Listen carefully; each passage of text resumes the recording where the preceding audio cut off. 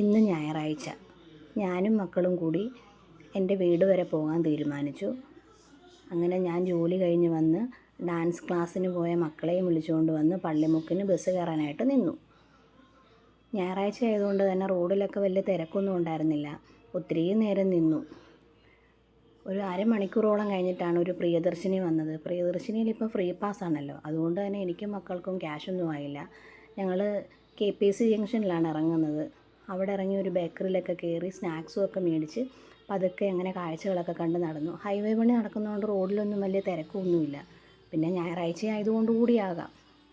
ഇതാണ്ട് ഈ റോഡ് കണ്ടില്ലേ, വർഷങ്ങളായിട്ട് ഇങ്ങനെ കിടക്കുവാണ്, ആകെ തകർന്നടിഞ്ഞ്.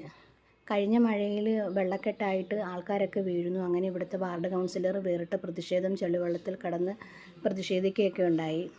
അത് സമൂഹ മാധ്യമങ്ങളിൽ കൂടി വൈറലാവുകയൊക്കെ ഉണ്ടായിരുന്നു. പക്ഷേ ഇപ്പോൾ ഇച്ചിരി തോർച്ചയൊക്കെ ഉള്ളതുകൊണ്ട് വലിയ കുഴപ്പമില്ലാതെ നമുക്ക് യാത്ര ചെയ്യാൻ പറ്റും.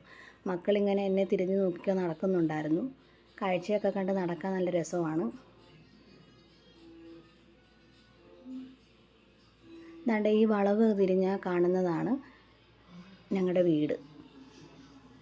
അവിടെ അമ്മയുണ്ട്, എൻ്റെ അണ്ണനുണ്ട്, നാത്തൂനുണ്ട്, ഉണ്ണിമോളുണ്ട്, ഋഷിക്കുട്ടനുണ്ട്.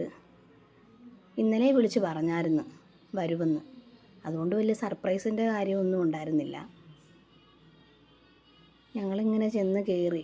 സ്വന്തം വീട്ടിൽ വരുന്നതിന് നമുക്ക് കോളിംഗ് ബെല്ലൊന്നും അടിക്കേണ്ട കാര്യമില്ലല്ലോ.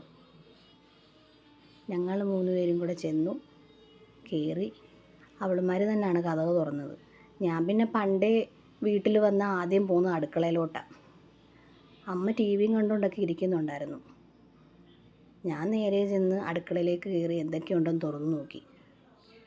വീട്ടിൽ പോകുന്നത് തന്നെ എന്തെങ്കിലും വായ്ക്ക് രുചിയായിട്ട് കഴിക്കാമെന്നും പറഞ്ഞാൽ ഞാൻ ഇച്ചിരി ചോറും നല്ല ഒന്നാന്തരം മത്തിക്കറിയൊക്കെ ഉണ്ടായിരുന്നു.